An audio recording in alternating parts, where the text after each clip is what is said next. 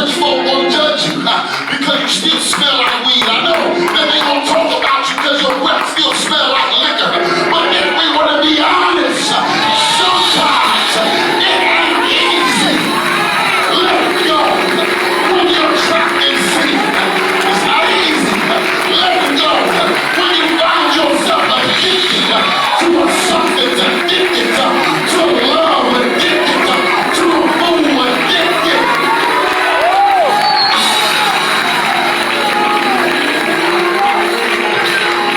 Sometimes I ain't come to preach to the one that got it all together this morning. I came to preach to the one that can be honest, sit in church this morning and know that you are struggling with letting me go.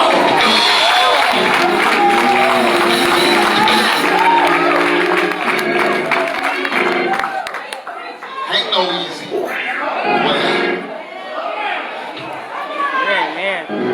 So God sent me here this morning. And God said, Maurice, I want you to tell my people, it's time to go. But there's no easy way out. Yeah. It's time to go. Been there long enough. Done it long enough. Been playing church long enough. Been ducking your call long enough. Been dodging and scamming and escaping long enough. But God said on this day, it's time to go.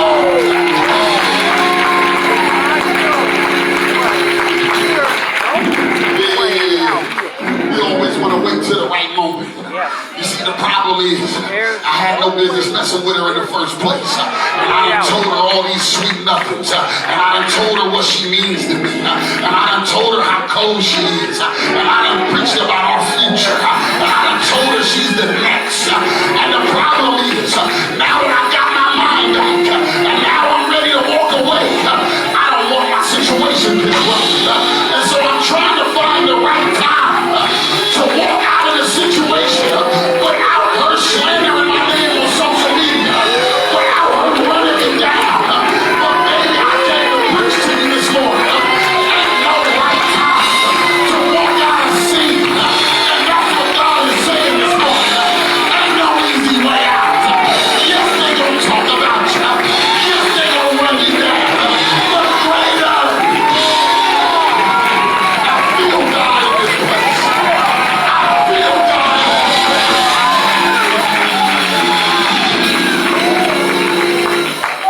There's three things that I want to draw your attention to in this text. The first is, in verse number 1, we find God telling Abram, it's time to go. And what I couldn't wrap my mind around, and I graduated with like a 2, 3. My God. You know, listen, y'all sitting here live, yo. That 2, 3 still got me a college degree. I was able to still get in. I still got in. I still was able to get in. On that job application, we all checked the same box, college degree.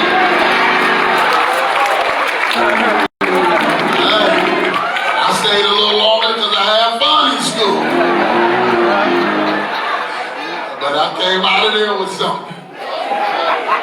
But what I couldn't wrap my mind around was, why did God need to separate Abram in order to bless him?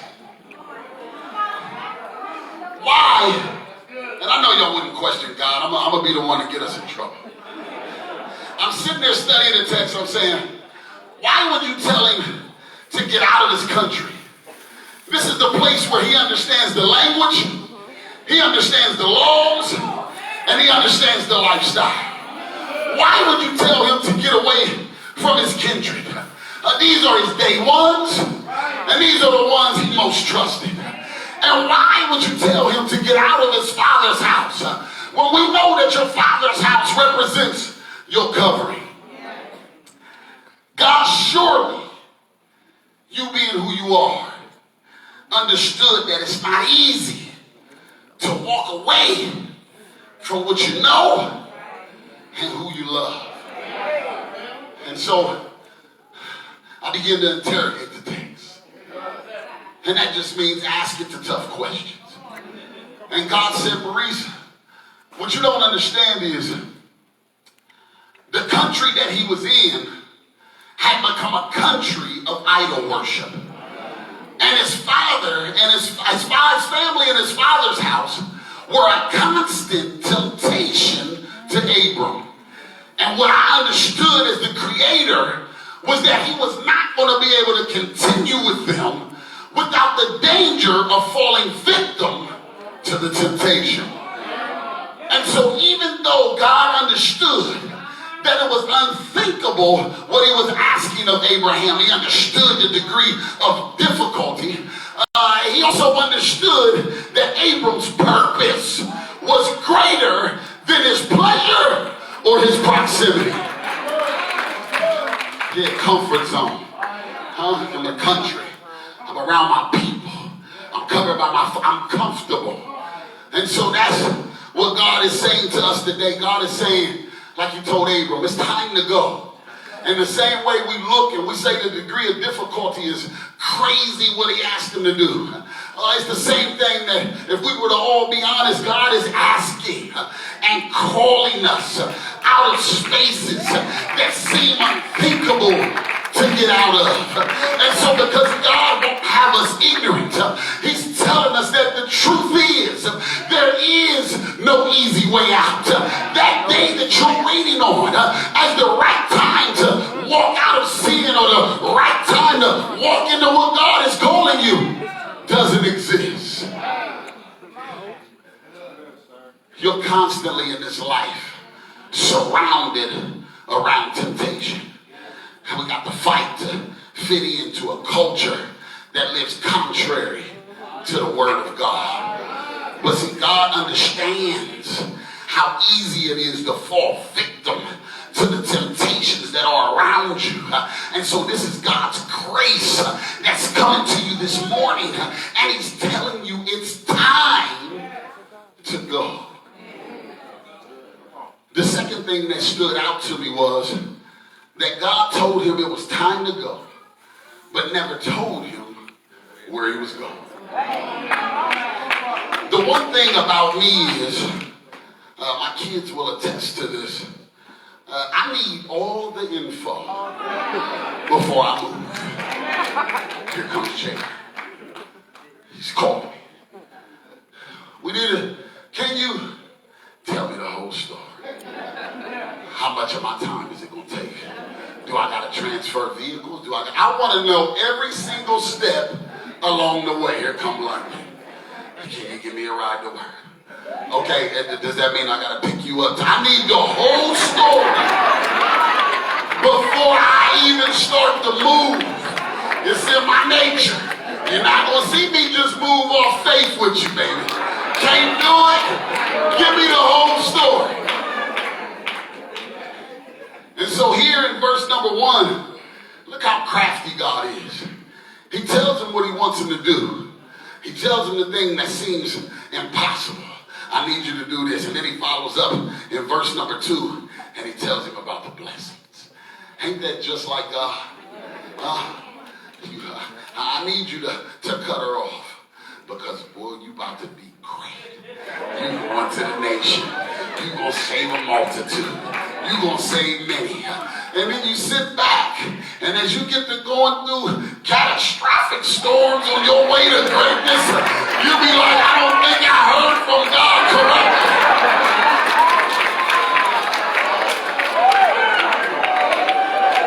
I don't think I heard right. I ain't supposed to preach to the nation. He said, take a trip with my wife to another nation. I misheard him. And so God said, Maurice, you still don't get it. And then he began to, come here, Jayla. He began to show me this analogy. He said, Maurice, this is you. And what you want is, I need you to walk away from some things. I got some things that you got to let go of because, you're going to be everything I called you to be. You're going to be a powerful man of God, a pastor. You're going to be preaching. You're going to be doing all these things. That blessing is over there. But that thing look good. Can't you see yourself? Preaching to 5,000. Look at it. They going crazy. You see it? And he said, Maurice, the problem is I'm the type of individual. I'm like this. Yeah, God, I see that. And I'm like exactly how that look. Do me a favor. Can you show me the first obstacle I'm gonna have to deal with? Okay, I see that right there. I see that. Okay, let me see. Is there another? Oh, okay, yeah, I see her. Okay, that's a temptation. I gotta avoid that. Okay, let's go. Ooh. Yeah, I wasn't into the scamming. I'm gonna avoid that too. Okay, hey, I ain't got no problem, God. Listen, hold on. Oh, you said avoid that. I remember that. Yeah, we good. Now, I don't need you, Jesus. I got it covered. Yeah, no, you already showed me my way. This is the, sweetheart, I got a gift I got to go get. I'm sorry. And then we get over here. And this is what we want to do as believers. We want God. We want the blessing. But we want God to show us, like me. Tell me the whole story. And God said, the problem is, I don't function like that, Maurice. He said, I only function by faith.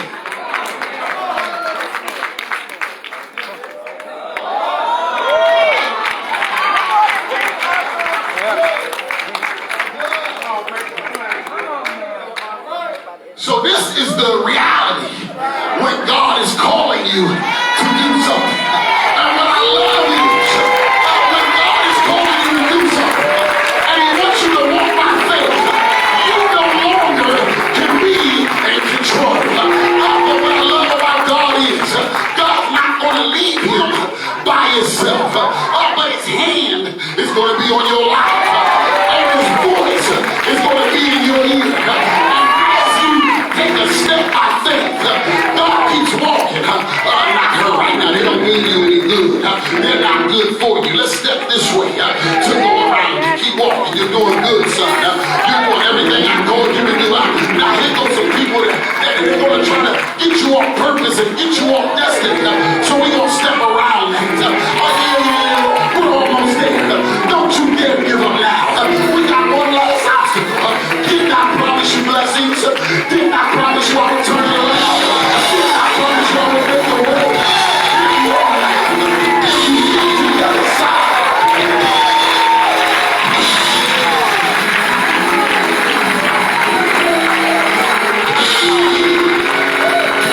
And that's how this journey is. You see, this journey is a faith walk. And you have to trust that if God called you to it, then God's going to take you through it. Yes. And that's what God is saying to us today. He understands that it may be fearful walking away from the familiar. It may be fearful walking out of the comfortability, not knowing what tomorrow looks like, not knowing what the process looks like. But just like Abram, he's calling you by faith because he cares more about your purpose than he does your pleasure or your proximity. See, we got it misconstrued that because God is so loving and because God is so graceful and because he has so much mercy that God is really tolerating the inconsistencies in our walk, that God is really tolerating the fact that we sit around functioning and operating in a carnal mindset. But the truth is, God functions and operates by faith. God don't function and operate by flesh. God don't care if you get to go to happy hour. He don't care if you get to hang out with your people. God don't care if you outside. God don't care who you think you sleeping with and creeping with and moving with. God don't care about those inconsistencies. God cares about your purpose and your destiny. God cares about his glory that he can get out of your life. The last thing, I'm getting ready to take my seat, that stood out to me was in chapter 12, verse number 1. I couldn't understand why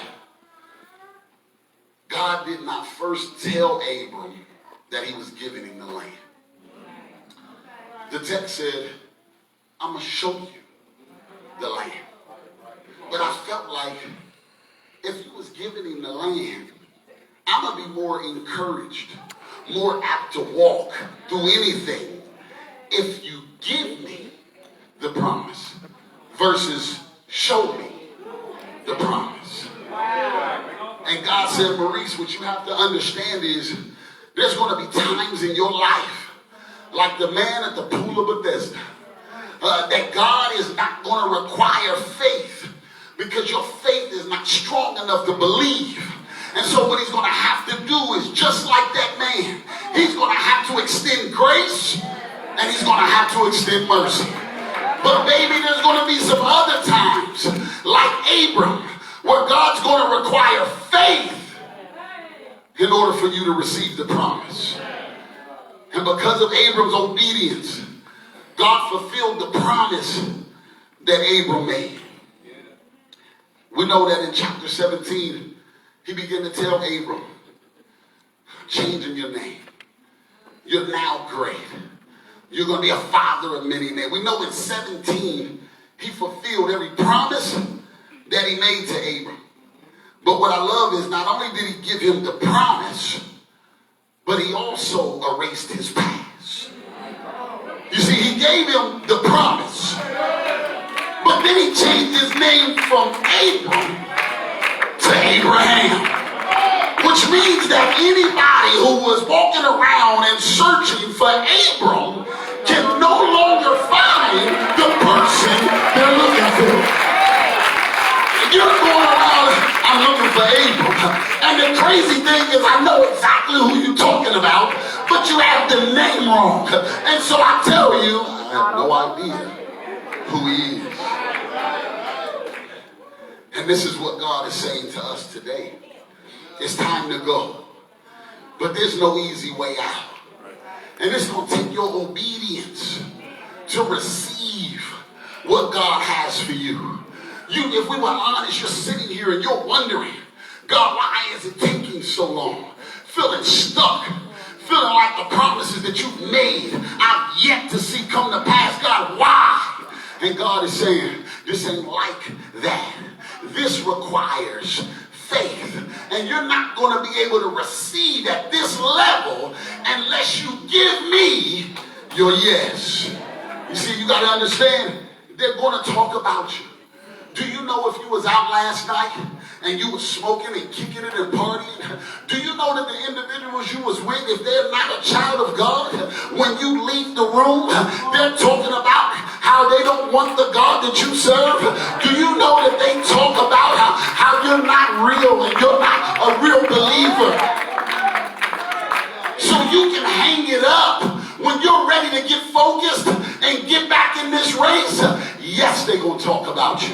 Yes, they're going to call you a hypocrite. Yep. Yes, yep. You're going to be judged for it. But God is saying there ain't no easy way out when you walk in this walk. You just going to have to come out and let them do what they want to do. Let them say what they want to say. Let them whisper and gossip. Yeah. But you, by faith, walk out.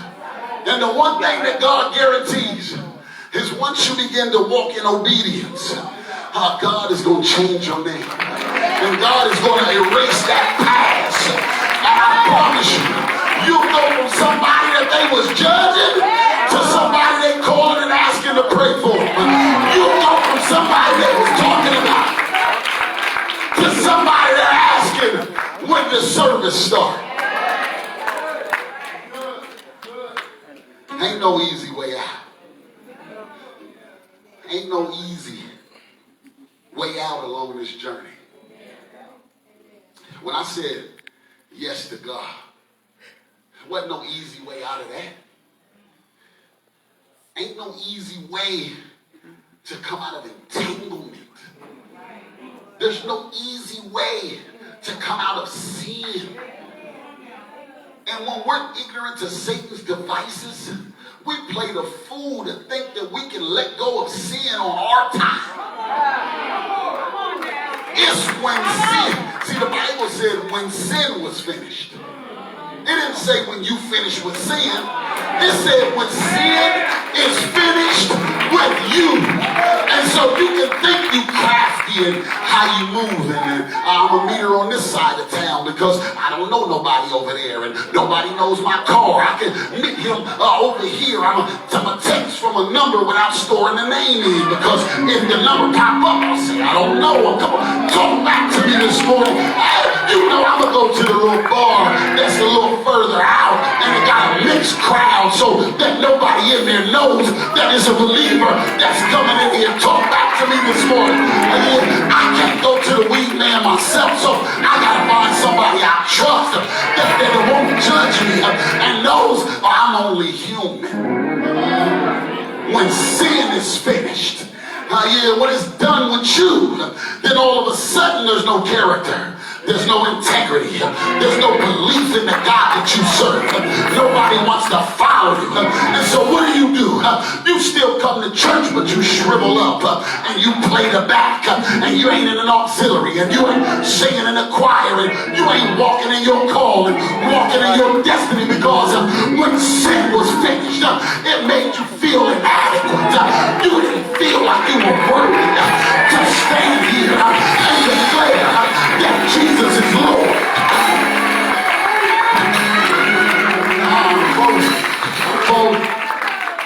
And so can I be honest? If that's the lifestyle you want to live, if you want to live the double lifestyle, if you still want to be outside, if you still want to be in the streets, if you still want to smoke weed, if you still want to sleep around, then you shouldn't expect to experience the true power of the God that we serve. You shouldn't expect to really walk in purpose and walk in destiny. You shouldn't expect to see miracles, signs, and wonders.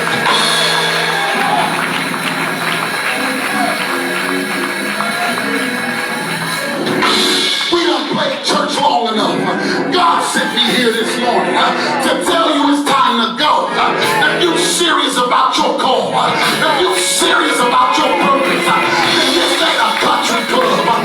This ain't somewhere just to hang out. You gotta get restored.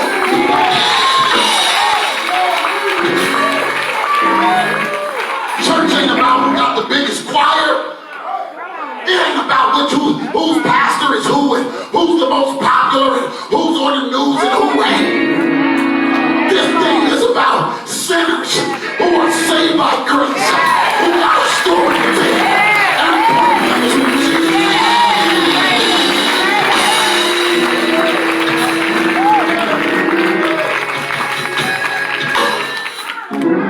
God said, I played with you long enough.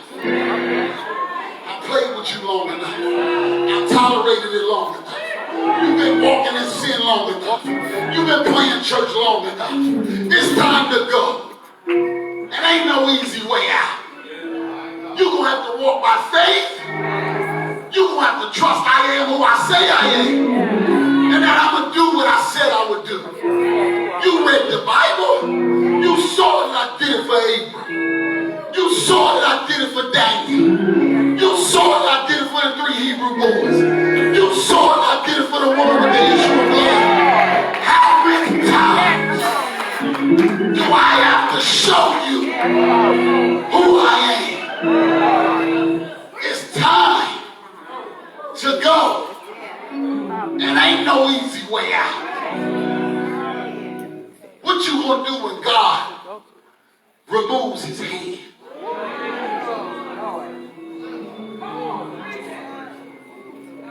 What you gonna do when that grace that you've been abusing is no longer available?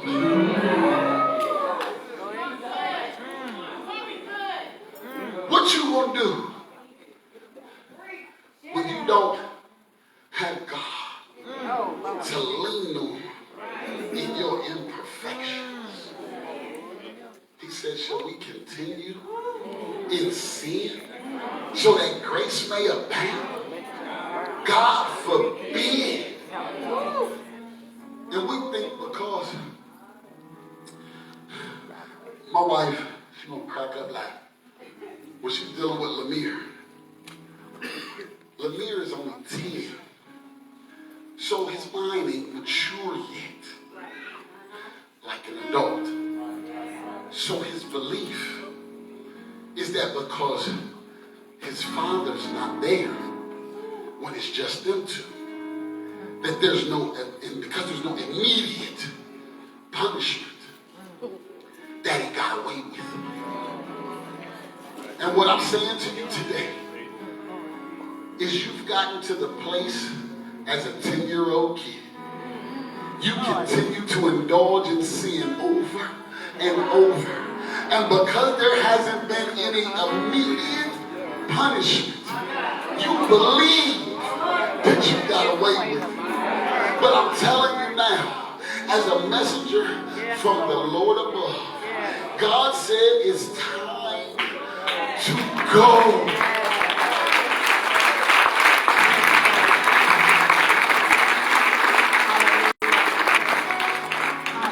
I know this ain't no traditional Father's Day message. I wrestled with God because I just wanted to come and talk about the fathers. He wouldn't let this go.